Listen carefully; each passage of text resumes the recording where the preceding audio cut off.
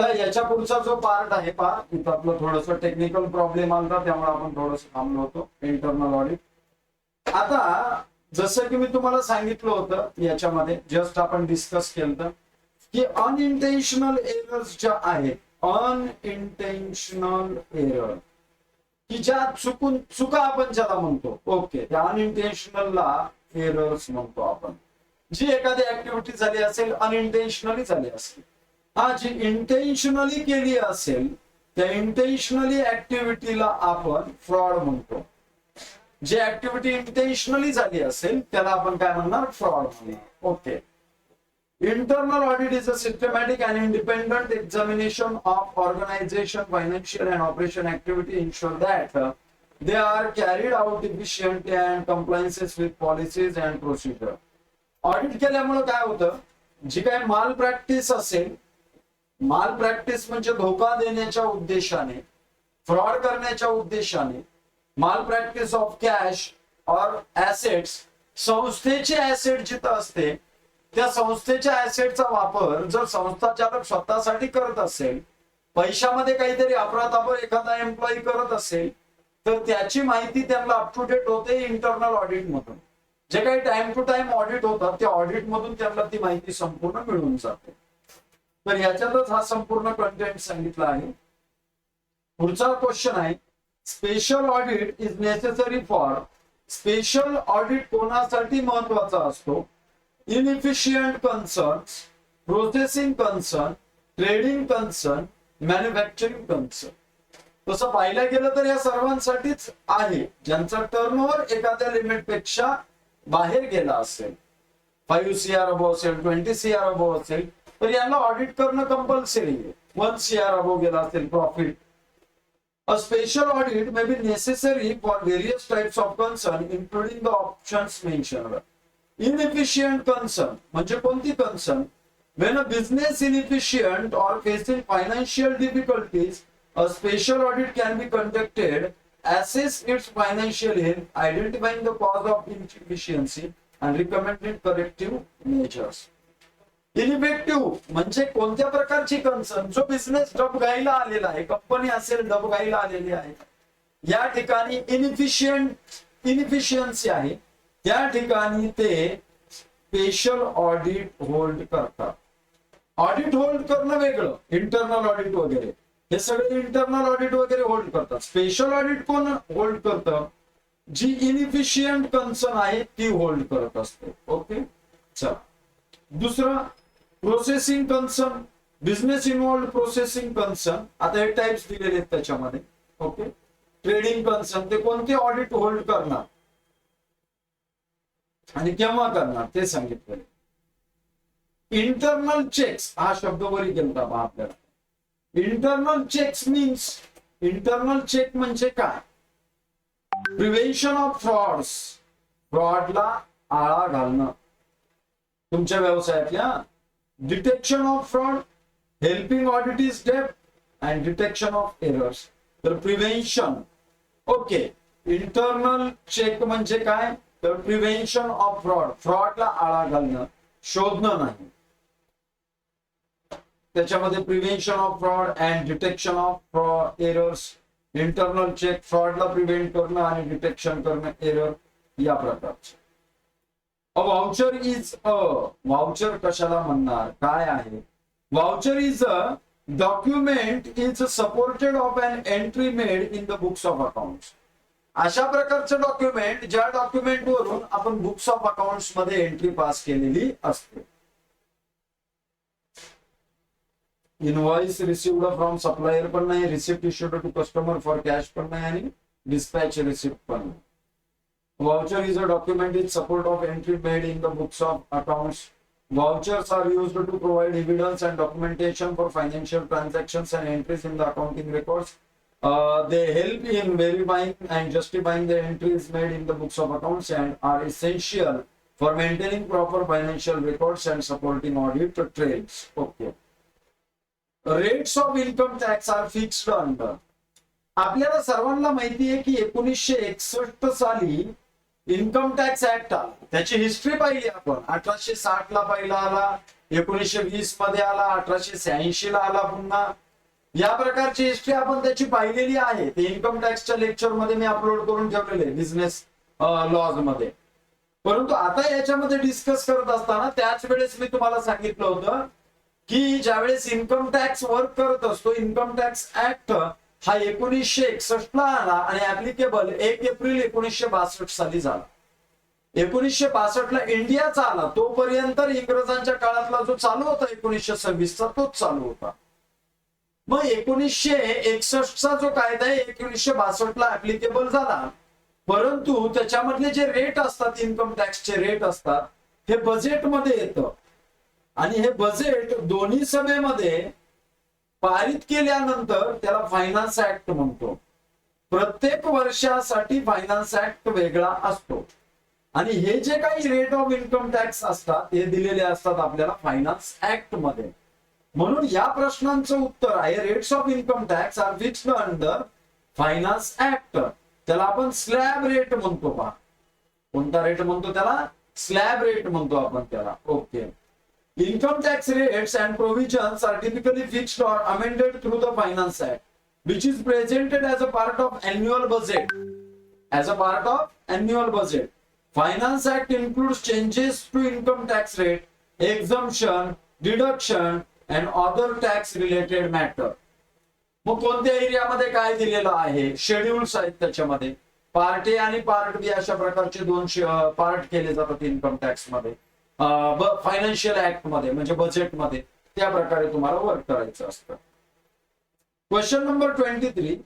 The numbers allotted by income tax authorities to assess for identification and which should be quoted in all documents and correspondence in.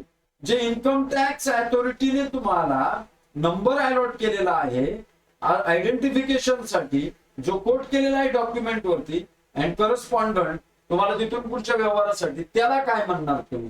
Pan number. पहिला objective question पाहिला होता पहा. Personal account number, permanent account number, sorry. Okay. Permanent account number, ID, register number, licence number, हे option तुम्हाला येणार नाही. The number allotted by income tax authority to access for identification which should be quoted in all documents and all correspondence is permanent account number. PAN is a unique alphanumeric identifier used to individuals, entities and businesses for tax related purposes. It serves as a crucial means of identification in various financial and tax transactions, and it is mandatory to quote PAN in financial and tax related documents वगैरे. हे सगळं त्याच्यामधली माहिती. मी आपण एक एक part discuss करतोय, पण त्याच्याशी रिलेटेड 5 ते 6 ऑब्जेक्टिव्ह क्वेश्चन्स जे येऊ शकतात ते सुद्धा तुमचे होऊन जातील. पुढचा पॉइंट याच्यामधला, tax holiday is short but sweet question. एकदम छोटा क्वेश्चन पण खूप बारीक क्वेश्चन. टॅक्स हॉलिडे कशाला म्हणायचं? Tax holiday is income tax on holiday income. सुट्टीच्या दिवशी जे इन्कम कमवलेलं आहे त्याच्यावरती टॅक्स लावणं म्हणजे इन्कम टॅक्स हॉलिडे नाही. Cancellation of tax for the entire country, सर्वच कंट्रीला टॅक्स मधून सूट देणं त्या दिवशी म्हणजे टॅक्स हॉलिडे नाही. Tax exemption for a specific period, काही कालावधीसाठी तुम्हाला टॅक्स चार्ज न करणं म्हणजे tax holiday. None of the above. तर याचं एक्सप्लेनेशन इथं आहे. A tax holiday is a temporary period during which specific tax incentive or exemptions are granted by government और tax authority to encourages certain economic activity. Business वाढावा, पैशाचा व्यवहार व्हावा म्हणून त्यांनी तुम्हाला हा टॅक्स हॉलिडे दिलेला असतो. Or investment, it is a policy tool used to attract business, बिझनेसला अट्रॅक्ट करण्यासाठी. जसं की सेज स्पेशल इकॉनॉमिक झोन, ज्या एरियामध्ये तुम्हाला इलेक्ट्रिसिटी फॅसिलिटी असेल म्हणजे पूर्ण इन्फ्रास्ट्रक्चरल फॅसिलिटी आम्ही देऊ, तुम्ही त्या एरियामध्ये जाऊन बिझनेस करा, गव्हर्नमेंट कडून आम्ही तुम्हाला सबसिडी देऊ, टॅक्स मध्ये तुम्हाला कमी देऊ, ह्या सर्व ज्या गोष्टी सांगितल्या जातात ह्या गव्हर्नमेंटला इकॉनॉमिक ऍक्टिव्हिटी वाढवण्यासाठी सांगायच्या असतात. त्याच प्रकारे दुसऱ्या माध्यमातून एनकरेज करण्यासाठी तुम्हाला टॅक्स हॉलिडे दिला जात असतो. तर आपण टॅक्स हॉलिडे याला म्हणतो की specific tax exemption for a specified period. Okay. House rent allowance is a income tax. पहा त्याच्यामध्ये पाहिले short but sweet. Video lecture कमी आहेत पण जालीम उपाय जेवढे व्हिडिओज घेतले तेवढे महत्वाचेच घेतलेले. तुम्हाला जिथं अडचण येणार नाही असे निगोशिएबल इन्स्ट्रुमेंट ऍक्ट मधले पण घेतलेले. कधी इकडचे क्वेश्चन जास्त येतील कधी तिकडचे येतील. 5 पेपर डिस्कस करायचे म्हणजे 500 क्वेश्चन डिस्कस करायचे आपल्याला. मेन पार्ट 2 दिवस आणखीन उद्यापर्यंत आपल्याला याच्यावरच डिस्कशन आहे. आज हा पहिला, नाईटलाच दुसरा पडेल, उद्या सकाळी तिसरा, चौथा, पाचवा, संध्याकाळपर्यंत पडून जातील. एवढे जरी क्वेश्चन व्यवस्थित केले, व्हिडिओ जरी पाहिला, नाही तुम्हाला टेस्ट सिरीज सॉल्व्ह करता आली, तुम्ही हा व्हिडिओ जरी पाहिला तरी तुमच्यासाठी सफिशियंट आहे. व्हिडिओ का पहा? कारण याच्याशी रिलेटेड तुमचे 8 ते 10 प्रश्न तुमचे होऊन जातील. एक धडाच्या धडा होऊन जाईल तुमचा. पुढे fully taxable. Okay sorry, house rent allowance is. तर हाऊस रेंट अलाउन्स साठी section 10 subsection 13H. Okay A 13A. Okay HRA house rent allowance. HRA सॅलरीचा पार्ट आहे, इन्कम टॅक्स मधला part. House rent allowance HRA is a component the salary package in India. It is governed by section 10 subsection 13 of the Income Tax Act 1961, which provides for the tax exemption on HRA subject to certain condition. काही condition तुमच्या तिथं मान्य झाल्या पाहिजे. Condition and limits. Here's detailed explanation HRA, its tax treatment in India, including the relevant section Income Tax Act. Eligibility of HRA. HRA कसं केलं जातं? The eligible for HRA, the employee must residing in rented accommodation. जो employee आहे ज्याला salary मिळते, salary सोबत house rent allowance पण मिळतोय. पहा, एखाद्या ठिकाणी एखादा कामगार कामाला आहे, त्या एरियामध्ये त्याचं जवळपास कुठेही घर नाही स्वतःच. म्हणजे ऍज लाईक असं समजा की 150 किलोमीटरच्या एरियामध्ये त्याचं घर नाहीये कुठेच. 50 किलोमीटर 60 किलोमीटर असं लिमिट आहे त्याला. आपण 150 किलोमीटरचा एरिया पकडून चालूया की 150 किलोमीटर पर्यंत त्याचा आजूबाजूला स्वतःची ओन्ड प्रॉपर्टी नाहीये. आणि त्या केसमध्ये तो ज्या ठिकाणी गेलाय त्या ठिकाणी रेंटने राहिलेला असला पाहिजे. पाहुण्यांच्या घरी राहिलाय, हाऊस रेंट अलाउन्स घेतोय, चालणार नाही. आता दाखवायचं म्हणल्यावर तुम्ही लोक काही दाखवू शकतात, पण मी कायद्याच्या दृष्टिकोनाने सांगतो, इन्कम टॅक्स ऍक्टच्या दृष्टिकोनाने सांगतो की तुम्हाला HRA साठी हाऊस रेंटने घेणं गरजेचं आहे. तुम्हाला रेंट स्लिप दाखवणं गरजेचं आहे, रेंट एक्सपेंडिचर दाखवणं गरजेचं आहे. मग तुम्ही जेवढं रेंट भरलंय तेवढं डिडक्शन तुम्हाला एक्झम्पशन तुम्हाला मिळणार नाही. मग एक्झम्पशन कसं मिळणार तुम्हाला? तर पहा, HRA कॅल्क्युलेशन, हाऊस रेंट अलाउन्सचं कॅल्क्युलेशन तुम्हाला समजा 12,000 रुपये महिन्याला कंपनी पगारमध्ये हाऊस रेंट देते. HRA is usually calculated as a percentage of employees' basic salary. ज्या पद्धतीने आपण डिस्कस केलं, 40% in other cities and 50% in metro city basic पेच्या. तर मेट्रो सिटी मध्ये मुंबई असेल, दिल्ली असेल, कोलकाता असेल किंवा चेन्नई असेल किंवा बेंगलोर असेल, या ठिकाणी तुम्हाला 50% डिडक्शन म्हणजे 50% तुम्हाला एक्झम्पशन घेता येईल. बेसिक सॅलरी, बेसिक प्लस जे काही अलाउन्सेस असतील त्याचे. ओके, आता HRA काढणार कसा? The actual HRA amount may vary based on employer's policy and the location of the employee's residence. ज्या रेसिडेन्स त्याचं लोकेशन जे आहे त्याच्यावरती. पुण्यात राहत असेल 40%. Rent paid -10% of basic salary पहिलं लिमिट, ऍक्च्युअल रेंट पेड दुसरं लिमिट, आणि तिसरं लिमिट 40% और 50% ऑफ बेसिक सॅलरी. या तिघांपैकी जे कमी असेल तेवढं त्याला एक्झम्पशन मिळेल. म्हणजे सगळंच HRAचं त्याला एक्झम्पशन मिळणार नाही, तर पार्टली HRAचं त्याला एक्झम्पशन मिळेल. ही कन्सेप्ट सांगते तुम्हाला. जाऊयात पुढच्या कन्सेप्ट कडे. एक्झाम्पल पण दिले पाहिजे याच्यामध्ये. Tax exemption limit section 10 subsection 13A.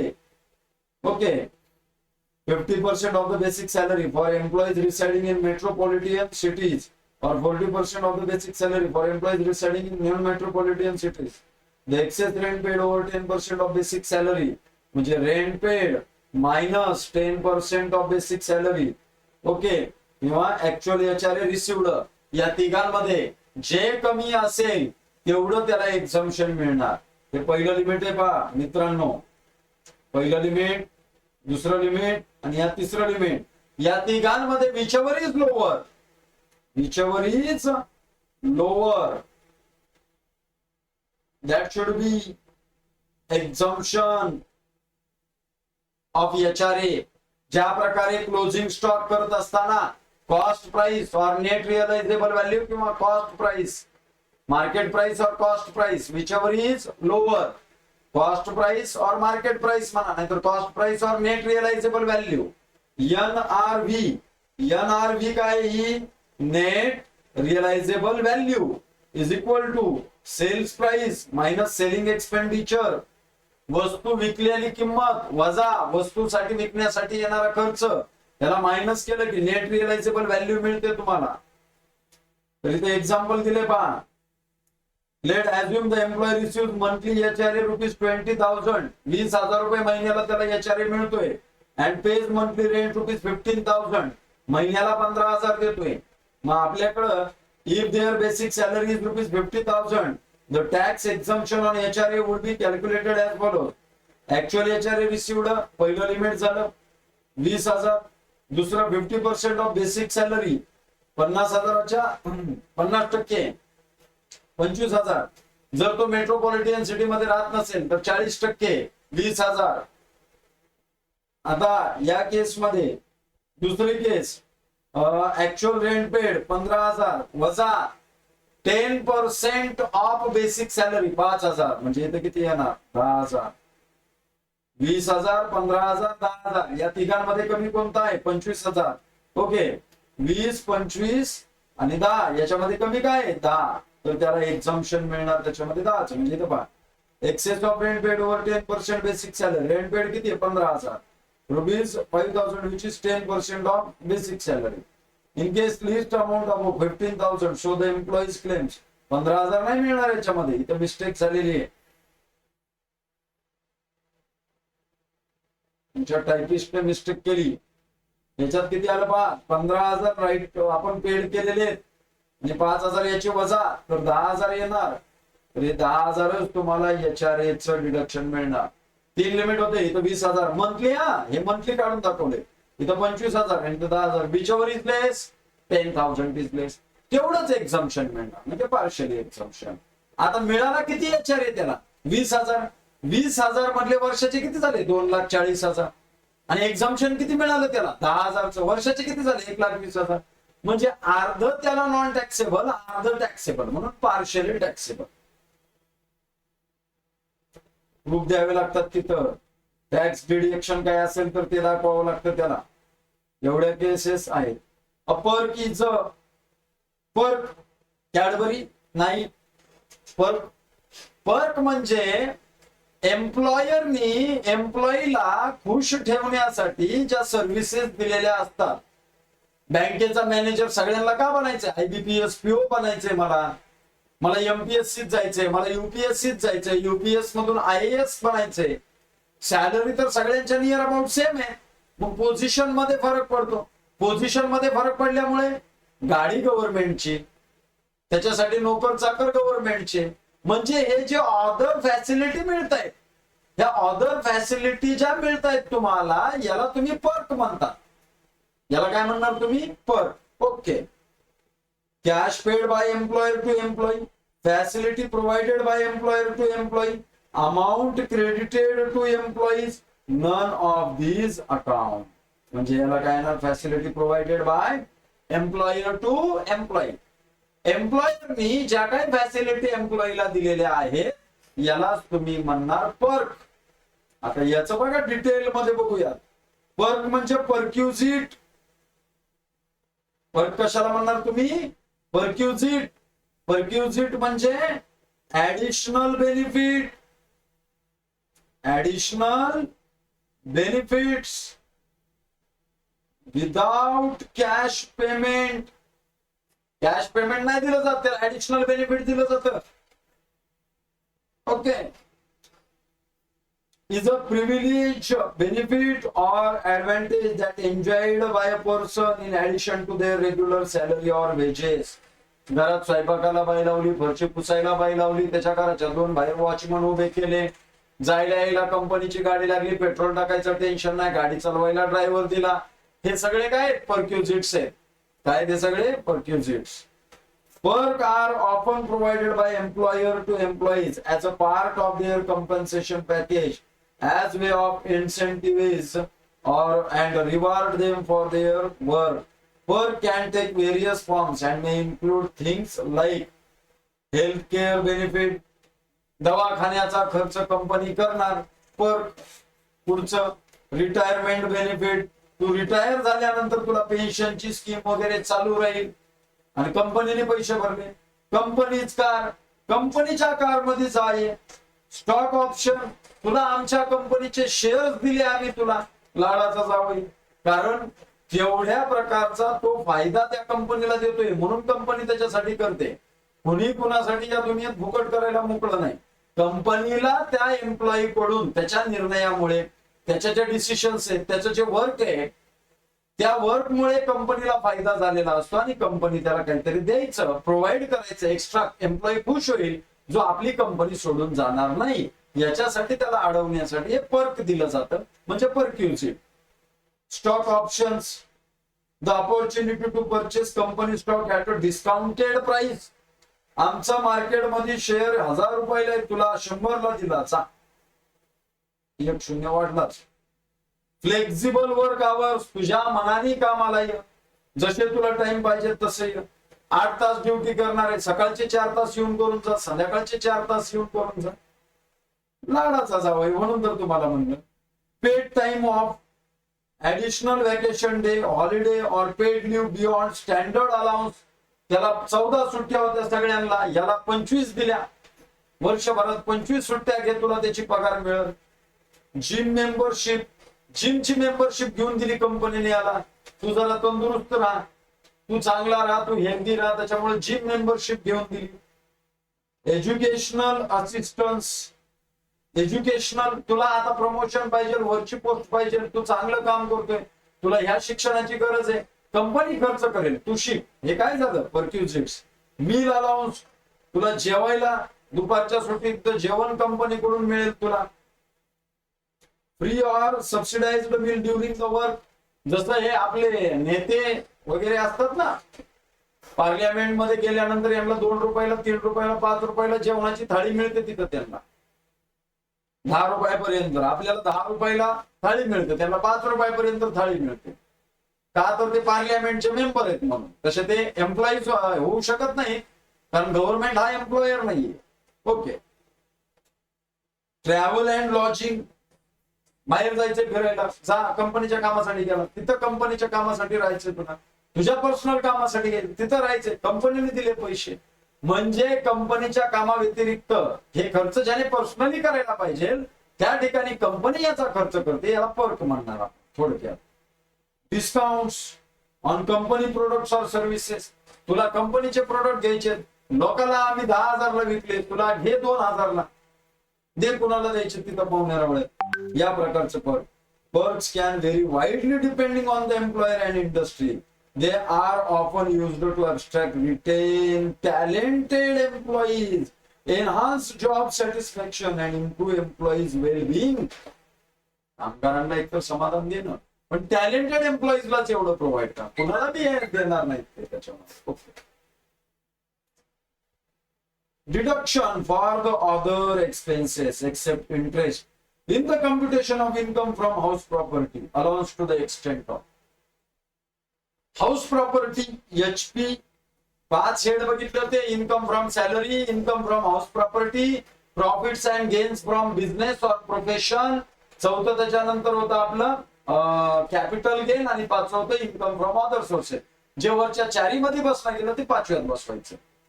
मग या ठिकाणी हाऊस प्रॉपर्टी म्हणले, हाऊस प्रॉपर्टीला आहेत दोन डिडक्शन, एक सेक्शन 24A आणि दुसरं section 24B.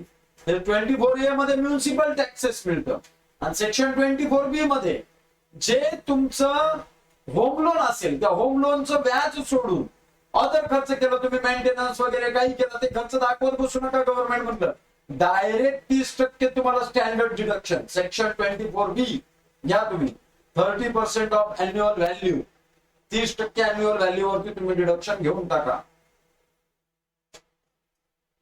Section 24 okay, section 24B याच्या अंतर्गत येत आहे.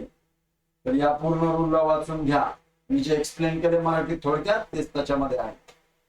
The total income of an individual is rupees 3,46,994, 3,46,994 एवढं टोटल इन्कम आहे तुमचं. आता याला नीट पहा, शेवटचा आकडा 94. जर हा आकडा 95 किंवा त्याच्यापेक्षा पुढचा असता तर तुम्हाला इथं 100 पर्यंत कव्हर करावं लागतं असतं. म्हणजे याला आपण या कन्सेप्टला काय म्हणणार, rounding off total income, rounding off total income nearest ₹10, nearest ₹10. आता ज्या प्रकारे टोटल इन्कम राउंडेड ऑफ करतो त्याच प्रकारे टॅक्स लायबिलिटी सुद्धा राउंडेड ऑफ होते. ओके, आता हे जवळच्या 95 किंवा त्याच्यापेक्षा पुढे असतं तर हे 94 आहे, म्हणजे इथं आपण 90 करणार. म्हणजे इथं उत्तर किती येणार, 3,46,990. हे त्याचा ऑप्शन असेल. पहिला ऑप्शन दिलाय 3,46,000, दुसरा ऑप्शन दिलेला आहे 3,47,000, तिसरा ऑप्शन आहे 3,46,990, चौथा ऑप्शन आहे याच्यामध्ये 3,50,000. तर 3,46,990 हा ऑप्शन आपला बरोबर आहे. Section 288A rounded off total income, ज्या प्रकारे नीट लक्षात घ्या, ज्या प्रकारे राउंड ऑफ करायचं असतं आपल्याला नियरेस्ट ₹10, 1 पासून 4 पर्यंतचा आकडा असेल तर अलीकडचे ₹10 घ्या, म्हणजे ती किंमत घ्या. जर ₹5 किंवा त्याच्या पुढची अमाऊंट असेल तर पलीकडची अमाऊंट घ्या. मग इथं किती केलं असतं आपण, 96 असते तर 3,47,000 केले असते. किती केले असते, 3,47,000 रुपये इथं झाले असते. ओके, चला सेक्शन 288A. त्याच प्रकारे टॅक्स लायबिलिटी निघाली, त्याच्यावरती काढली आपण. समजा 10% टॅक्स लायबिलिटी काढली, 3,46,990 वर 10% भागिले 100, 0,0,0,0 कट किती आली, 34,699. 99 आली म्हणजे इथं 700 करणार तुम्ही. जर समजा 94 आली असती तर 690च ठेवली असते त्याच्यामध्ये. हे rounded off total income and rounded off tax लायबिलिटीचं सेक्शन आहे. Multiple ₹10. For the purpose of rounding off firstly any part of rupees consisting, paise should be ignored. Therefore, if the last digit of the total figure is 5 or greater than 5, the total amount should be increased to the next higher amount, which is multiple of ₹10. नसेल तर त्याच्या अगोदरचीच amount ठेवायची. पुढचा, the maximum tax exemption to a senior citizen. Senior citizen tax slab rate non general साठी आपण 2,50,000 पाहिलं, senior citizen साठी 3,00,000 पासून पाहिलं आणि सुपर सिनियर साठी 5,00,000. 60 वर्षाचा खालचा जो व्यक्ती असतो हा जनरल व्यक्ती आला.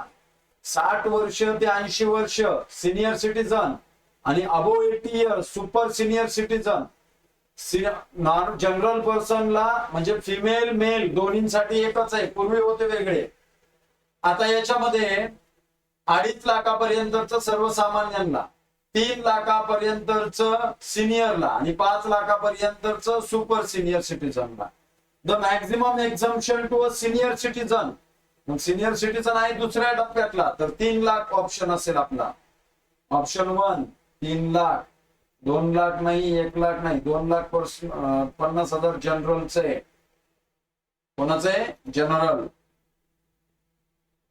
फॉर द सात assessment year 23-24 senior citizen okay etc of the Income Tax Act are 60 years. Individual who are this exemption applies to individual who are 60 years of age or older but less than 80 years of age.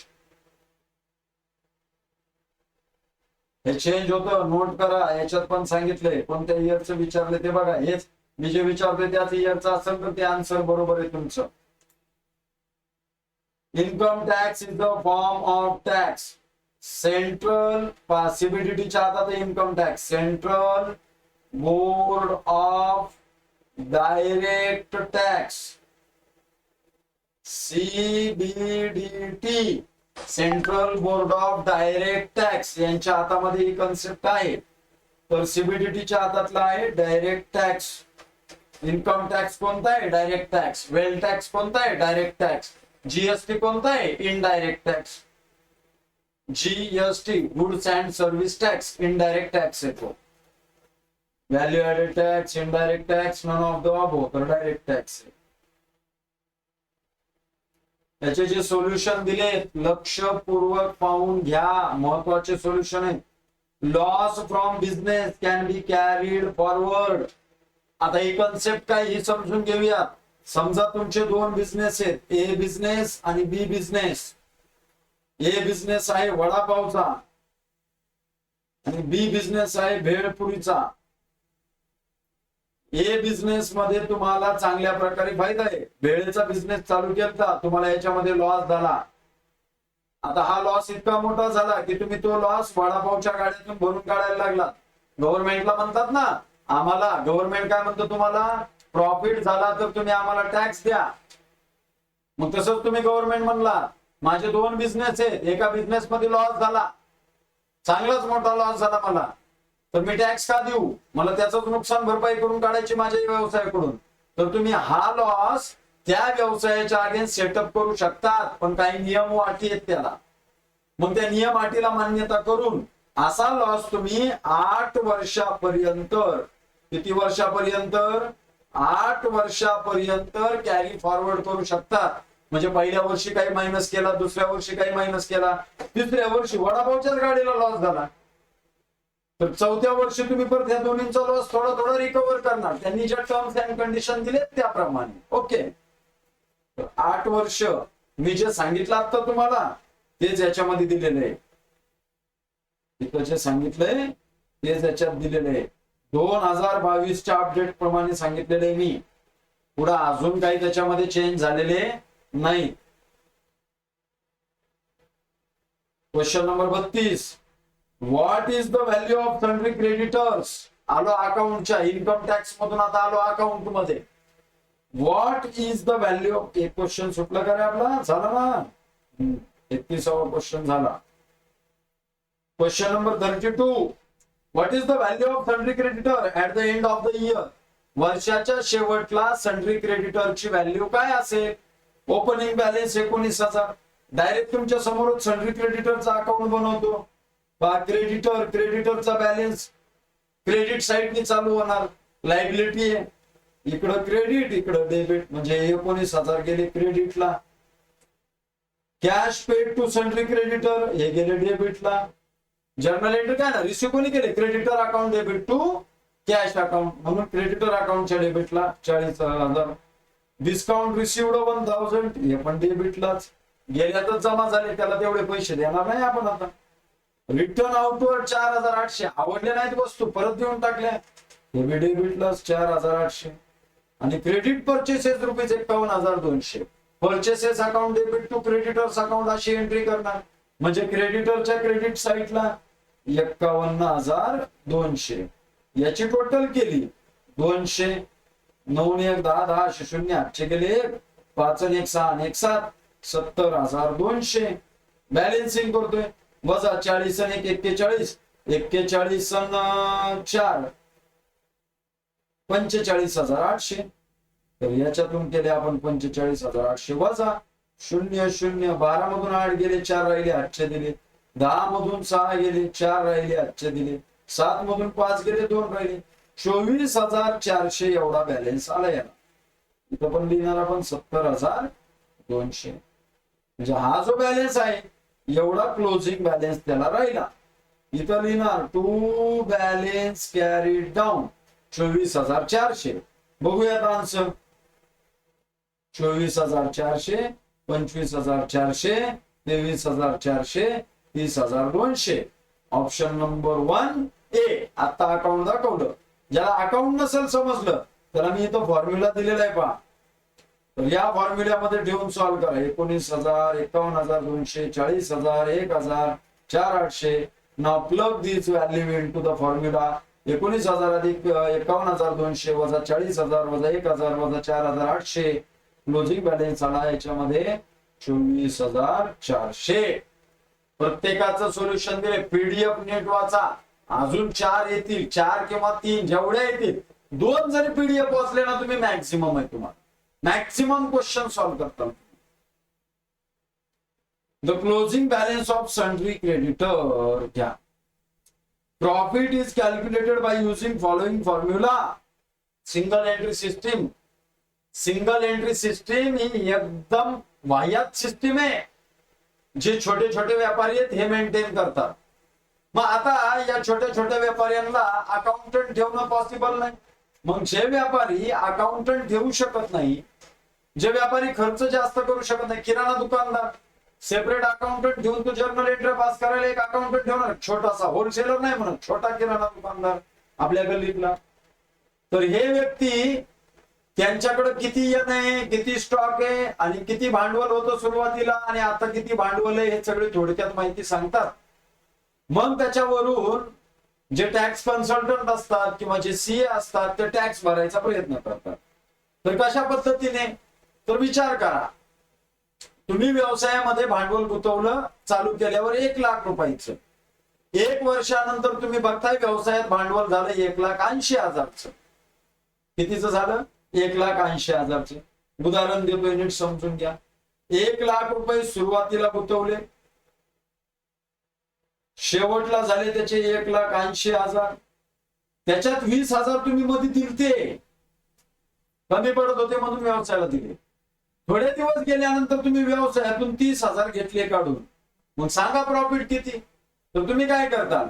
हे closing plus हे करताल 2,10,000 वजा 1,20,000.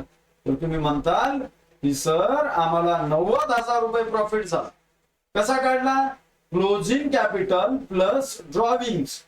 Closing capital मध्ये काय केलं? Drawing. आणि minus काय केलं? ओपनिंग आणि ऍडिशनल कॅपिटल. वर्षाच्या मध्ये जर तुम्ही कॅपिटल दिलं तर त्याला ऍडिशनल कॅपिटल म्हणणार तुम्ही. तर या पद्धतीने closing capital plus drawing minus additional capital minus opening capital याला मायनस करणार तुम्ही. हा फॉर्म्युला आला. त्याच सगळं एक्सप्लेनेशन इथं दिलेलं आहे पहा. याला व्यवस्थित रीड करा. हे पीडीएफच्या खाली जे सोल्युशन देतोय, टायपिंगला थोडा वेळ जात नाही. एक एक पीडीएफ हे टाईप वगैरे करून घ्यायचं म्हणलं तर 1 ते 2 दिवसाचा वेळ मला जातोय याच्यामध्ये. 100 क्वेश्चन पेजेस बघा तुम्ही किती झाले त्याच्यामध्ये.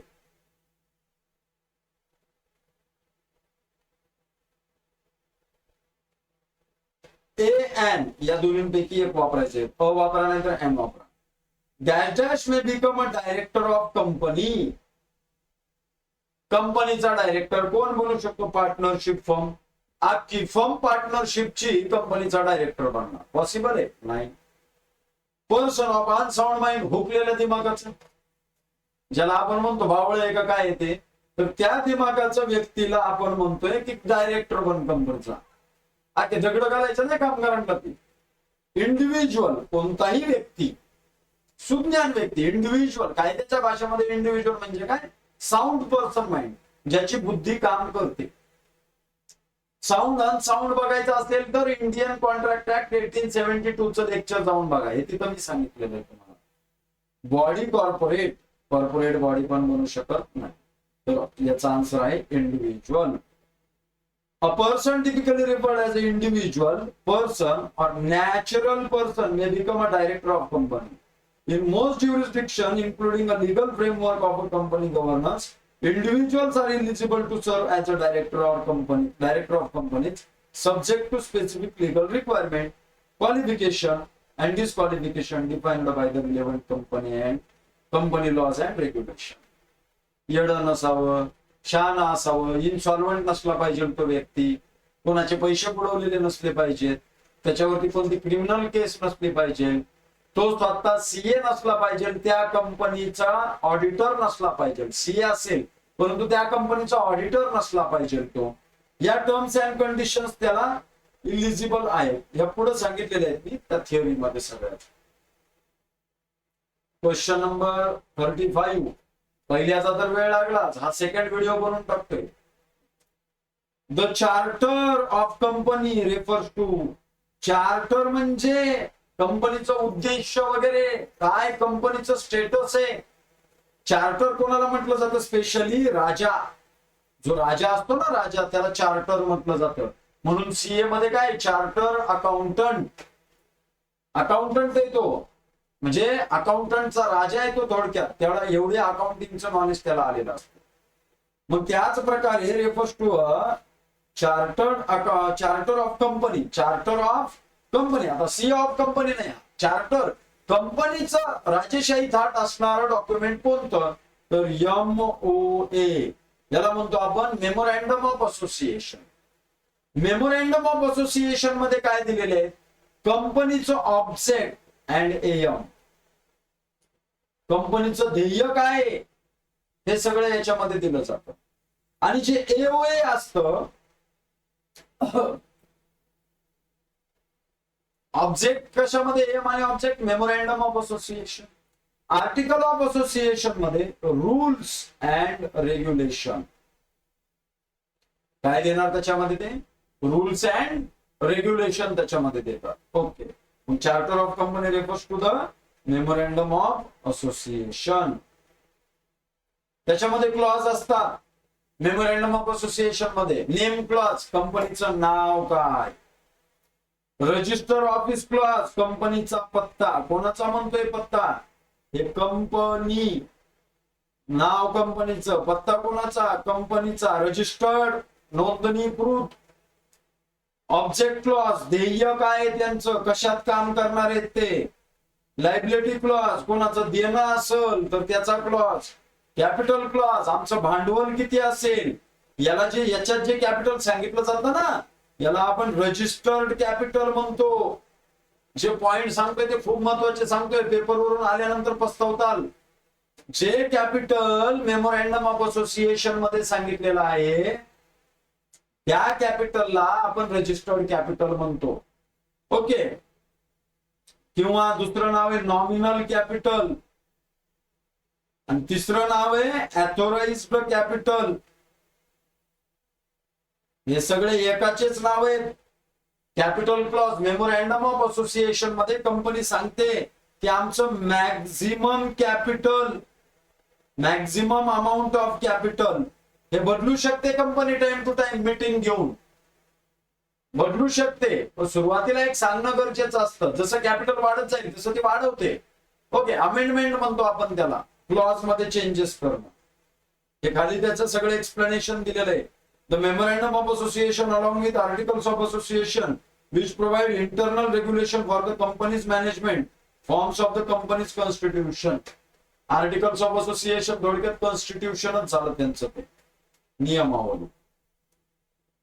Which of the following are characteristics of company? कंपनीचं खालचं कोणतं वैशिष्ट्य आहे? It has unlimited liability. सगळ्यात पहिल्यांदा येड्यात काढलं, कंपनीची लायबिलिटी लिमिटेड असते, अनलिमिटेड नसते. दुसरा, it exist only in the contemplation of law. ती जन्माला फक्त कायद्यानुसारच येते. कंपनी शब्द बघा, company which is created by law as per the companies act 2013 or before that act. याची प्रॉपर डेफिनेशन काय कंपनीची? Company is a artificial person which is registered under Companies Act 2013 or before that law. त्याच्या पूर्वीचा जो कोणता law असेल त्यानुसार. East India company 1600 सालची आहे. इसवी सन 1600 ला ईस्ट इंडिया कंपनी. त्यावेळेसच्या कायद्याने ती स्थापन झालेली इंडियामध्ये. तर ती कंपनी चालू आहे. तर त्या कंपनीचा कायदा ज्या वेळेस होता त्यावेळेस टाटा कंपनी 1900 सालामधली, तर ती कंपनी त्यावेळेस स्थापन झाली. तर त्या पद्धतीने तिथं त्यांचे नॉर्म्स ज्यावेळेस ते ऍक्ट होते त्या ऍक्ट प्रमाणे ते नोंदणीकृत झाले. नंतर 1956 ला आला कंपनीचा कायदा, 1886, 1956 आणि त्याच्यानंतर 2013 ला त्याच्यामध्ये सगळंच मॉडिफिकेशन करून टाकलं. It exist only contemplation of law. It has not a परपेच्युअल succession. परपेच्युअल succession म्हणजे चिरंतर काळ अस्तित्व. मी आताच काय नाव घेतलं, ईस्ट इंडिया कंपनी कधीची, 1600 सालची. 1600 साली एस्टॅब्लिश झालेली कंपनी अजून चालते. त्याच्यातले बोर्ड ऑफ डायरेक्टर गेले, मेंबर गेले, मॅनेजमेंट करणारे माणसं गेले, एम्प्लॉई गेले, पण कंपनी अजून आहे. म्हणून कंपनीचं जे एक्झिस्टन्स आहे ते परपेच्युअल एक्झिस्टन्स आहे. आणि इथं काय म्हणते, it has not perpetual existence किंवा सक्सेशन. तर हे चुकीचं आहे. It comes to an end on the death of all its members. मी काय म्हटलं आता, मेंबर गेले, सगळे गेले. टाटा कंपनी ज्यांनी एस्टॅब्लिश केली ते नाहीत, आता रतन टाटा चालवते, पण कंपनी चालूच आहे. बॉडी ऑफ मॅनेजमेंट डिफरंट आहे आणि ओनरशिप डिफरंट आहे, मेंबर्स डिफरंट आहेत. मेंबर जातील येतील पण कंपनी अशीच चालू राहणार, पुढे वारसा चालूच राहणार चिरंतर काळ. म्हणून it comes to an end the death of all its members. नाही, कंपनीला जर मृत्यू होईल तर कंपनीचा मृत्यू कायद्याप्रमाणेच होईल. म्हणजे लिक्विडेशन ऑफ कंपनी म्हणणार त्याला आपण. कंपनीच्या मृत्यूला आपण काय म्हणणार, डिझोल्युशन ऑफ कंपनी किंवा लिक्विडेशन ऑफ कंपनी. समजत असेल व्हिडिओ, जाऊयात पुढे. कंपनीज और corporation typically exhibit the following characteristics. Legal entity, कायद्याने तयार झालेली व्यक्ती. लिमिटेड लायबिलिटी, त्याची लायबिलिटी लिमिटेड आहे. परपेच्युअल एक्झिस्टन्स, चिरंतर काळ अस्तित्व आहे त्याचं. ट्रान्सफरेबिलिटी ऑफ ओनरशिप, ओनरशिप ट्रान्सफर होते त्याच्यामध्ये, एकाकडून दुसऱ्याकडे जाते. Separation of ownership and management, owner दुसराच असतो, मॅनेजमेंट कमिटी दुसरीच असते. Okay. Centralised management, capital formation, easy of capital transfer, statutory compliance, separate legal identity. Okay, separate legal identity. Corporation, corporate taxation 30% slab fix. Public or private, public company, private company. Private company कोणती, जी company मार्केटमध्ये जाऊन स्वतःचे shares विकू शकत नाही. पूर्वीचा कायदा होता कंपनीचा 1956 चा. त्यावेळेस 1956च्या कायद्यानुसार कमीत कमी 50, जास्तीत जास्त 50 माणसं जिथं असतील, कमीत कमी 2 आणि जास्तीत जास्त 50, त्याला प्रायव्हेट कंपनी. आणि कमीत कमी 7 किंवा 7 पेक्षा अनलिमिटेड माणसं जिथं असतील त्याला पब्लिक कंपनी. आता 2013 ला कायदा बदलला आणि त्या कायद्यामध्ये असं सांगितलं की कमीत कमी जिथं 2 माणसं असतील आणि जास्तीत जास्त जिथं 200 माणसं असतील ती प्रायव्हेट कंपनी. म्हणजे प्रायव्हेट कंपनीची मेंबरशिपचं लिमिट कुठून कुठपर्यंत गेलं, 2 पासून 200 पर्यंत. मग 50 वर काय आलं, पार्टनरशिप ऍक्ट. पार्टनरशिप किती ते किती आता, 2 ते 50 पार्टनरशिप.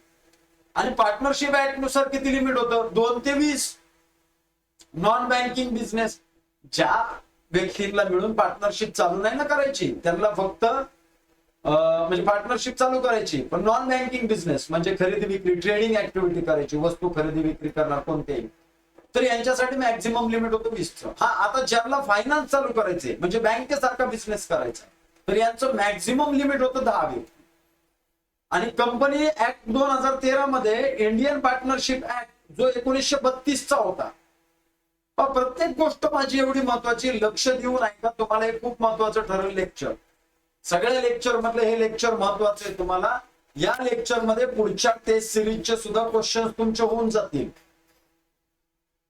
तर याच्यामध्ये 1932 मध्ये जो कायदा आला पार्टनरशिपचा,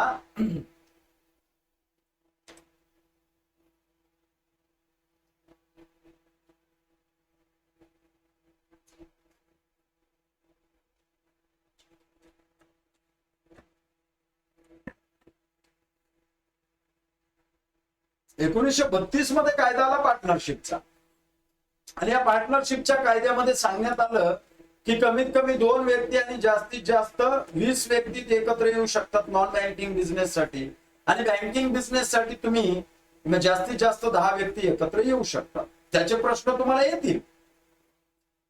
2013 ला कंपनीचा कायदा आला. कंपनीच्या कायद्यामध्ये पार्टनरशिप बद्दल त्यांनी सांगितलं, कारण आम्ही प्रायव्हेट लिमिटेड कंपनीचं लिमिट 200 वरती नेले, तर पार्टनरशिपचं लिमिट आता आम्ही 50 वरती आणतो, म्हणजे मिनिमम टू मॅक्झिमम 50. पार्टनरशिपचे ऍक्ट, हा आता कंपनी ऍक्ट मध्ये पण काही पार्टनरशिप बद्दल सांगितले. पार्टनरशिप बद्दल 2 ऍक्ट आहेत. एक ओरिजिनल इंडियन पार्टनरशिप ऍक्ट 1932 चा, आणि दुसरा लिमिटेड लायबिलिटी पार्टनरशिप ऍक्ट.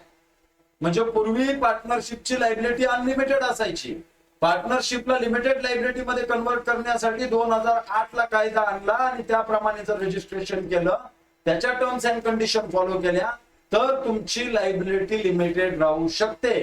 हे त्या ऍक्ट मध्ये सांगण्यात आलं. ओके, म्हणजे असे पार्टनरशिपचे ऍक्ट आहेत. पार्टनरशिप नक्की म्हणणार कशाला? Partnership is the relationship between persons who have agreed to share profits of the business carried on by all or any of them acting for all. Section 4 Indian partnership act 1932 त्यानुसार. विचारतील प्रश्न कुठेही, तर लक्षात ठेवा एक एक कन्सेप्ट. हे पार्टनरशिप आणि याच्यामधलं तुम्हाला वेगवेगळेपणा करून सांगितलं, तर याच्यामध्ये कंपनीचे फीचर्सच होऊन गेले. याच्यावरचा येऊ दे की कोणताही प्रश्न एक्झामला, तुम्हाला इझिली सॉल्व्ह होऊन जाईल. जाऊयात पुढच्या कन्सेप्ट कडे. Return record of a business done at a meeting as non as. पहा, तुम्ही स्वतः एखादा बिझनेस टाकणं, त्या बिझनेस मध्ये जे निर्णय घ्यायचे ते तुमच्या डोक्यात येतात. डोक्यात आलेले निर्णय आले त्याप्रमाणे तुम्ही लगेच निर्णय घेतला. विचार करतात आधी, निर्णय घेतला की कामाला लागतात. पण कंपनीचं असं नाही. कंपनीला आधी ठरवावं लागतं मीटिंग किती तारखेला घ्यायची. मीटिंग घेण्याची तारीख ठरली की त्या मीटिंग मध्ये कोणते कोणते मुद्दे आले पाहिजेत, जे जे मुद्दे त्या मीटिंग मध्ये डिस्कस करायचे, ते मुद्दे अगोदरच कागदावरती लिहून काढणं, याला म्हणतात तुम्ही अजेंडा. याला काय म्हणतात तुम्ही? अजेंडा. आता हे मुद्दे सगळे लिहून काढल्यानंतर मीटिंग चालू झाली. आता त्या मीटिंग मध्ये काय काय घडतंय, काय काय घडतंय, कोणते ठराव पार केले, कोणते ठराव सबमिट झाले, हे सगळं लिखित स्वरूपात ठेवायचं. याला म्हणणार तुम्ही मिनिट्स. म्हणजे मीटिंगच्या अगोदर जे तयार केलं जातं त्याला अजेंडा म्हणतो, आणि मीटिंग मध्ये जे काही घडलं हे मीटिंगच्या नंतर जे तयार केलं जातं याला मिनिट्स म्हणतो. म्हणून return record of the business done at meeting as non as. Business ची डन मीटिंग झाल्यानंतर जे रिटर्न रेकॉर्ड असतं त्याला काय म्हणणार आपण? मिनिट्स. मिनिट्स नाही, minutes. Okay. Agenda, report, financial report. मग त्याच्यामध्ये जे अॅन्युअल जनरल मीटिंग मध्ये आपण फायनान्शियल अकाउंट मध्ये trading account, profit and loss account, balance sheet, cash flow statement, fund flow statement, हे सगळं काही दिलेलं आहे, त्याला आपण म्हणतो reports. All of the above. हे तर येतच नाही. मग कंपनीची मीटिंग झाल्यानंतर जे काही रिटर्न डॉक्युमेंट आपण बनवून ठेवलेले त्याला काय म्हणणार आपण? मिनिट्स. थेअरी वाचून घ्या. मी जे बोलतोय ते थेअरी मध्ये सांगितलं, शॉर्ट मध्ये. Date, time and location of meeting, list of attendees and absentees, किती माणसं आले होते, किती माणसं ऍबसेंट होते, agenda items and topic discussed, discussion point and summarise of discussion, decision made and resolution passed, action items of task assigned along with responsible parties and deadlines, any voting or polling result, मतदान घेतलं का, any announcement or presentation, काही presentation करून दाखवलंय का, हे सगळं त्याच्यामध्ये लिहायचं. समजतंय ना? एक एक पार्ट सांगतोय मी तुम्हाला, महत्वाचा पार्ट आहे तो. पार्ट एकदम लक्ष देऊन समजून घ्या. ह्या 100 प्रश्नाच्या नादामध्ये मी तुम्हाला तुमचा सिलेबसच एक्सप्लेन करत चालू. जाऊयात पुढे. प्रमोटर इज अ पर्सन हु. परत येऊयात एका गोष्टीकडे. समजा तुम्ही, मी आणि आपण अजून 5-6 जण, म्हणजे टोटल 7 किंवा 7 पेक्षा जास्त व्यक्ती एकत्र आलो, आणि आपल्या डोक्यामध्ये कल्पना आली की आपण असा असा व्यवसाय केला पाहिजे, आणि तो व्यवसाय कंपनी टाकून करायचा. काय टाकून करायचं? तो धनुषचा पिक्चर नाही का इंजिनिअरिंग वरती, सिव्हिल इंजिनिअरिंग वरती पहा, तो आणि त्याचे सोबतचे मित्र वगैरे एकत्र येऊन कंपनीचं रजिस्ट्रेशन वगैरे करून ते कंपनी चालू करतात. त्याचं रजिस्ट्रेशन प्रोसेस दाखवले नाही, बाकी हार्ड वर्किंग भरपूर दाखवली त्यांची. मग या केसमध्ये काय झालं माहितीये का, की ते सगळे एकत्र आले, 7 किंवा 7 पेक्षा जास्त व्यक्ती एकत्र आले आणि त्यांनी रजिस्ट्रेशन केलं. रजिस्ट्रेशन केल्यानंतर त्यांची झाली कंपनी तयार. आता कंपनी तयार झाली त्यांची. आता ही कंपनी तयार करण्यासाठी रजिस्ट्रेशनला पैसे द्यावे लागतील, आर्टिकल ऑफ असोसिएशन बनवावं लागतं, मेमोरँडम ऑफ असोसिएशन बनवावं लागतं. वरी पाहिलं ना, मेमोरँडम ऑफ असोसिएशन मध्ये ऑब्जेक्ट आणि एम सांगितले जातात, आर्टिकल ऑफ असोसिएशन मध्ये रूल्स अँड रेग्युलेशन सांगितले जातात, मेमोरँडम ऑफ असोसिएशन मध्ये वेगवेगळे क्लॉज असतात. मग हे डॉक्युमेंट बनवावे लागतील, ते जो बनवून देतो त्याच्याकडून बनवून घ्यावे लागतील, त्याला पैसे द्यावे लागतील. कंपनीचं रजिस्ट्रेशन कंपनीचा रजिस्ट्रार करतो, त्यांच्याकडे जाऊन रजिस्ट्रेशन करून आणावं लागेल. ह्या सर्व गोष्टी एक एक पार पाडाव्या लागतील. मग या केसमध्ये सुरुवातीला कंपनी तयार नाहीये, कंपनी तयार करण्याचा प्रयत्न करताय, कंपनी तयार करण्याचा प्रयत्न करताय.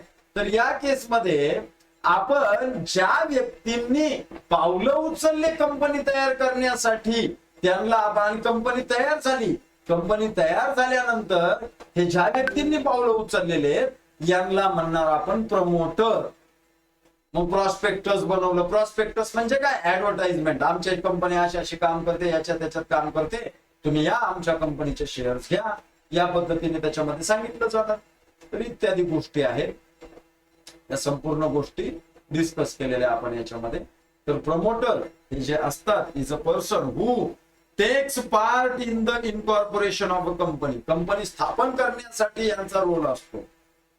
Is a director. Purchase the shares of the company. Share कधी येणार? कंपनी तयार झाल्यानंतर.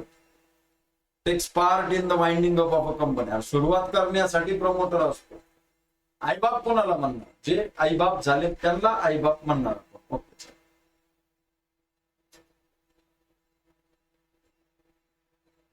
काही गोष्टी डिटेल मध्ये सांगता येत नाही, याचे पॉइंट्स बघून घ्या. Promoter is a person who plays key role in the formation of organization of a company business. Promoters are typically responsible for the following activities. Business कोणता टाकायचा त्याची कल्पना आली त्याला. Feasible study. फॅन बंद करा. Assembling resources. बिझनेस प्लॅन कोणता करायचा? इनकॉर्पोरेशन तयार करायचं. कॅपिटल प्रोक्युरमेंट, कॅपिटल कडून उभं करायचं. Negotiating contract, recruitment, initial operation, compliance once of the company established and operational. इथपर्यंत कंपनी अकाउंट चालू केलं आपण. कंपनी ऍक्ट 2013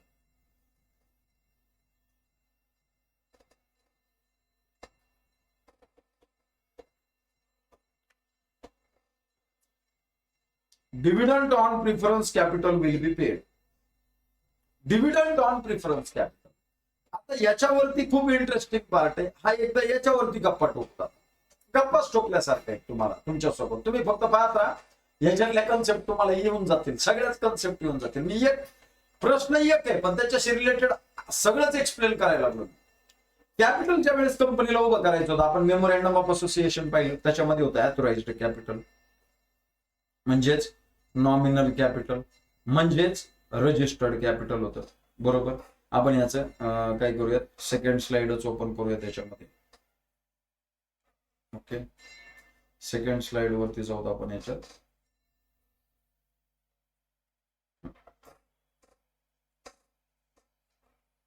इथंच एक्सप्लेन करू याच्यात. ओके, आता याच्यात आपण एक एक प्लॅन डिस्कस करू. याच्यामध्ये डिस्कस करताना पहा, कॅपिटल. आता कॅपिटल असतात मेन तर दोन प्रकारचे. टाइप्स ऑफ कॅपिटल पण पाहूयात आणि काइंड्स ऑफ कॅपिटल पण पाहूयात.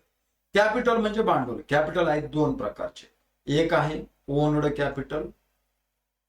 बरोबर. एक कोणतं कॅपिटल आहे? Owned capital.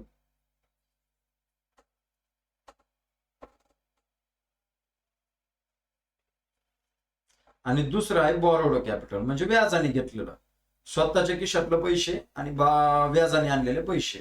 आता ओन्ड कॅपिटललाच आपण म्हणू शकतो इक्विटी कॅपिटल, फक्त लक्षात ठेवा.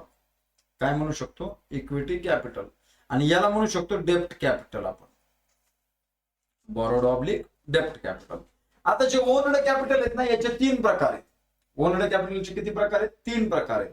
हे 3 प्रकार कोणते कोणते याच्यामध्ये? तर ओन्ड कॅपिटल मध्ये इक्विटी शेअर्स, प्रिफरन्स शेअर्स, आणि तिसरं आहे जनरल रिझर्व. म्हणजे यालाच आपण म्हणू शकतो फ्लोगिंग बॅक ऑफ प्रॉफिट किंवा रिझर्व फंड. हे कंपनीचं स्वतःच असतं. हे ओल्ड कंपनीसाठी, कोणत्या कंपनीसाठी? ओल्ड कंपनीसाठी, ज्या कंपन्या एस्टॅब्लिश झालेल्या आहेत त्या कंपन्यासाठी आहे. इक्विटी शेअर, हे शेअर जो व्यक्ती घेतो ना तो रिअल ओनर असतो कंपनीचा. म्हणजे डायरेक्टर बनायचे तर त्याच्याकडे इक्विटी शेअर पाहिजे बोर्ड ऑफ डायरेक्टर बनण्यासाठी. ओके, इक्विटी शेअर जो घेतो तो रिअल ओनर असतो कंपनीचा, फीचर आहे त्याचं. इक्विटी शेअर होल्डरला जो डिव्हिडंड मिळतो ना, डिव्हिडंड यांना काय मिळतो? हे ओनर आहेत बरं दोघं, हा रिअल ओनर आहे तर हा को ओनर आहे. म्हणजे संचालक सहसंचालक या पद्धतीने, मालक सहमालक त्या पद्धतीने. Okay, principal vice principal. तसे equity share holder real owner आणि preference share holder co owner. आता यांना जो डिव्हिडंड मिळतो, हा जो डिव्हिडंड आहे पहा, खरा मालक कोण आहे? Equity share holder. Equity share होल्डरला डिव्हिडंड प्रिफरन्स शेअर होल्डर नंतर मिळतो, म्हणजे सगळ्यात शेवटला मिळतं. आता इकडे पहा राईट साईडला, इथं पहा रेड पार्टने तुम्हाला केले. हे बॉरोड कॅपिटल म्हणजे व्याजाने घेतलेलं भांडवल आहे. सगळ्यात पहिल्यांदा व्याज देणार ना आपण. व्याज दिल्यानंतर प्रॉफिट होऊ नाही तर न होऊ, प्रॉफिटचं व्याजाचं रिलेशन नाही, म्हणून व्याजवाला जास्त, ज्याने व्याजाचा पैसा जास्त वापरला तो सक्सेसफुल मध्ये राहतच नाही जास्त करून, जास्त पैसा वापरल्यानंतर. ओके, पुढे प्रिफरन्स शेअर्स मध्ये आल्यानंतर हे झालं व्याजाचा पैसा. आता प्रॉफिट झाला तर इकडचं प्रॉफिट होऊ नाही होऊ, यांना काय देण्यात येणार आहे? इंटरेस्ट. बॉरोड कॅपिटल वरती काय पेड करायचं आपल्याला? इंटरेस्ट पेड करायचंय. आता प्रिफरन्स शेअर होल्डर्स कोण आहेत? को ओनर्स आहेत कंपनीचे. आता ह्या को ओनर्सला काय केलं जातं की ह्या इक्विटी शेअर होल्डरच्या अगोदर डिव्हिडंड दिला जातो. आता यांचा रेट फिक्स्ड असतो, फिक्स्ड रेट ऑफ डिव्हिडंड. यांचा रेट कसा आहे? फिक्स्ड आहे. आणि यांना प्रिफरन्स याचा अर्थ आधी हक्क देणं. इक्विटी शेअर होल्डरच्या अगोदर याला हक्क, आणि रिस्क कमी आहे याच्यामध्ये. रिस्क कशी आहे? कमी. फिक्स्ड रेट ऑफ डिव्हिडंड आहे यांना, दोघांना पण डिव्हिडंडच मिळतोय, फक्त प्रिफरन्स शेअर होल्डरला आधी मिळतोय आणि फिक्स मिळतोय. ह्याला प्रिफरन्स शेअर्स का म्हणायचं माहितीये का? डिव्हिडंड मिळताना आधी मिळणार प्रिफरन्स याला, आणि कॅपिटल भांडवल परत करताना कंपनी जर बंद पडली, भांडवल परत करायची गरज पडली कंपनीला, तर आधी देणार ते प्रिफरन्स शेअर होल्डरलाच. म्हणजे when dividend allocated then prefer to preference shareholders and getting back of capital then prefer to preference shareholders. म्हणजे डिव्हिडंड देताना आणि कॅपिटल रिटर्न करताना दोन्हीमध्ये प्रिफरन्स शेअर होल्डरला प्रिफर केलं जातं. ओके, हे झाले पॉइंट क्लिअर तुमच्या, म्हणून याला प्रिफरन्स म्हणणार. Equity share holders which are not preference shares. Equity shares are those shares which is not preference shares, real owners. यांना जो मिळणार ना म्हणजे यांचा जो डिव्हिडंड आहे इक्विटी शेअर होल्डरचा, हा फिक्स्ड रेट नाही, फ्लक्च्युएटिंग आहे यांचा. कसा आहे?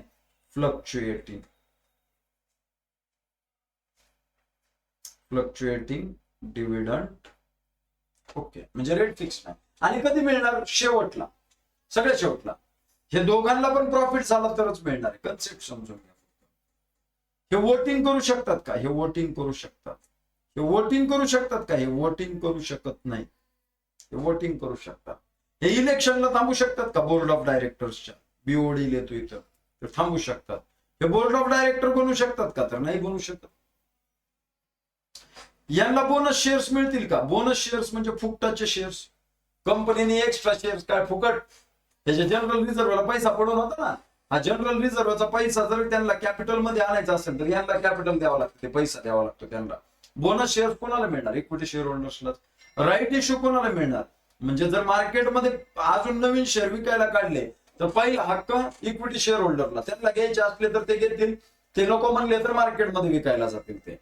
म्हणजे एवढ्या फॅसिलिटीज इक्विटी शेअर होल्डरला का मिळतात? कारण जर प्रॉफिट नाही झाला तर ते प्रॉफिट घ्यायला नको म्हणतात. त्यांचा डिव्हिडंडचा रेट फिक्स्ड नाहीये, म्हणजे यांची रिस्क हाय आहे. त्यांची रिस्क कशी आहे? हाय, जास्त आहे.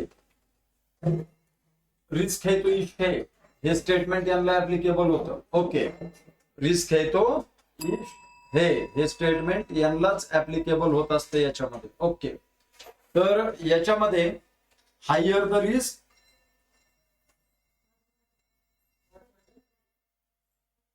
हायर द बेनिफिट्स, या प्रकारे त्याच्यामध्ये पार्ट येत असतो. ओके, आता यांना रिस्क कमी असते म्हणून फिक्स डिव्हिडंड वगैरे मिळतो, त्याच्यामध्ये एवढे पॉइंट्स तुम्हाला समजले असतील, बस झालं. आता याचे बॉरोड कॅपिटलचे टाइप्स. ओके, डेब्ट कॅपिटल किंवा बॉरोड, ओन्ड कॅपिटल किंवा equity, 3 types: equity shares, preference shares आणि फ्लोगिंग बॅक ऑफ प्रॉफिट म्हणजे जनरल रिझर्व. आता प्रिफरन्स शेअर्सचे 8 टाइप पडतात बरं. प्रिफरन्स शेअर्सचे टाइप सांगतो तुम्हाला एकदा, इथून घेतो हा पार्ट. प्रिफरन्स शेअर्सचे पडणार पुढं 8 टाइप्स. किती टाइप्स? 8 टाइप्स आहेत. सोपेत ते बी, अवघड नाहीत समजायला.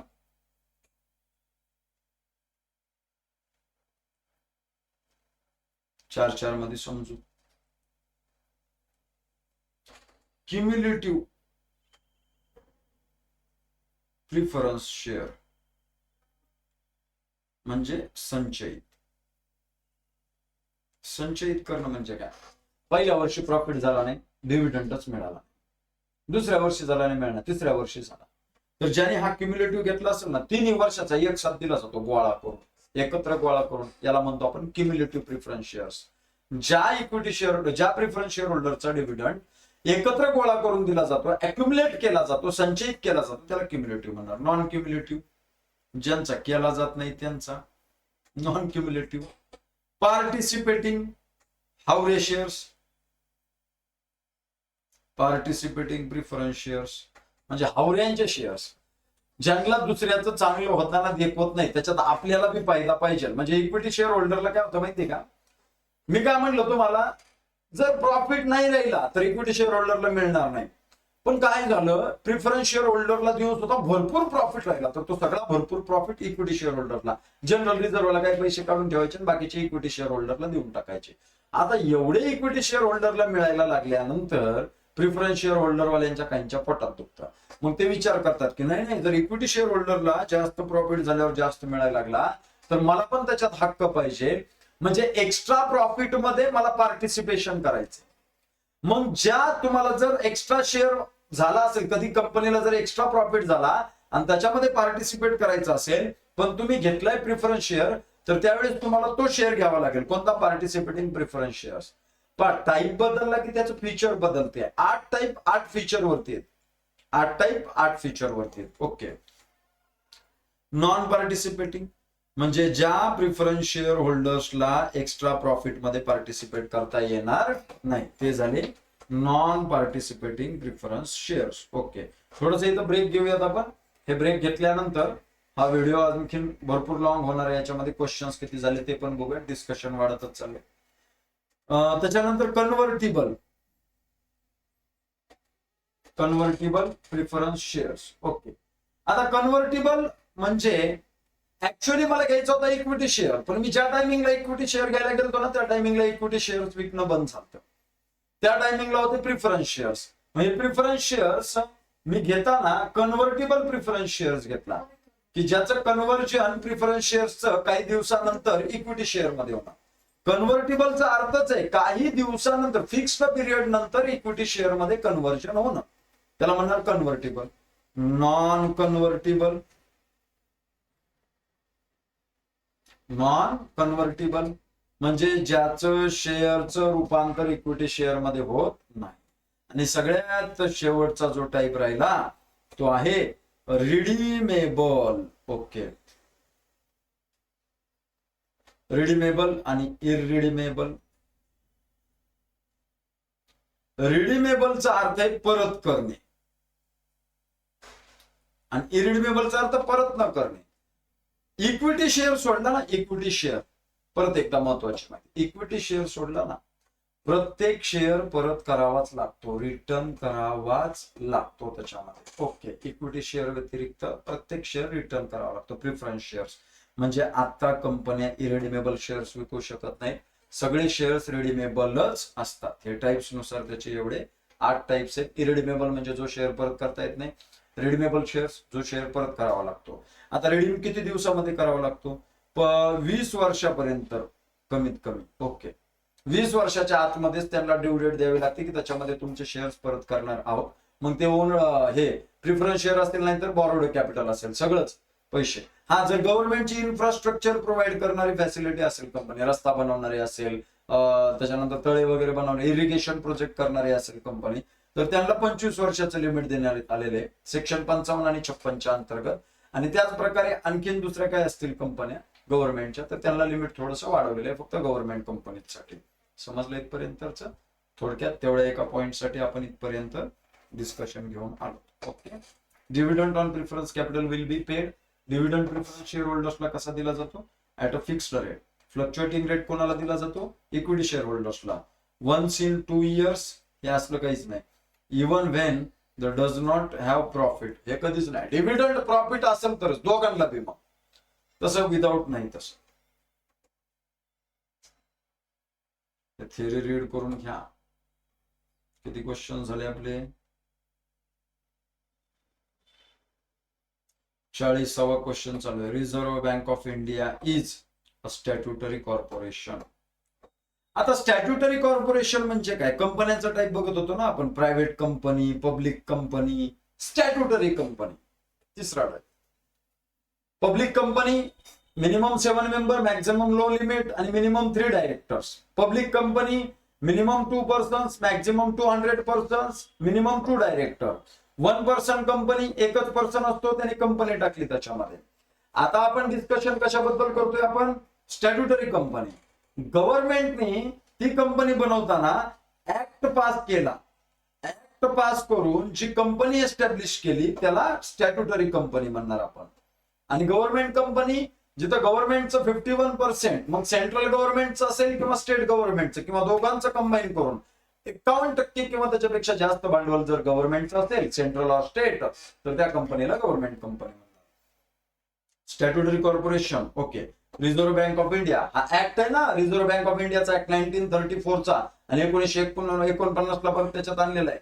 तर हे त्यानुसार आपल्याला स्टॅट्युटरी कंपनी म्हणावं लागतं त्याला आपल्याला. Okay, the reserve bank of India, RBI, is the central bank of India. It is the regularity. Reserve bank of इंडियाला अपेक्स बँक पण म्हणतो बरं आपण, किंवा बँकर्स बँक. क्वेश्चन 1, ऑप्शन अनेक. ओके, त्या पद्धतीने. तर याच्यानंतर या प्रत्येक पार्टला रीड करून घ्या तुम्ही. आणि हे झाल्यानंतर जाऊयात IPO stands for initial public offer. इथं स्टॉप करतो थोडस. आणि पुढचे जे 60 क्वेश्चन्स आहेत 41 पासून, तर ते 41 पासून पुढच्या 60 क्वेश्चन पर्यंत लगेचच आपण एक अर्ध्या तासाचा ब्रेक घेतो. दुसरा एक लेक्चर आहे, ते लेक्चर घेऊन पुन्हा इकडेच येतो आणि पुन्हा नाईटला आपण याच्यावरती डिस्कशन करूया. ओके.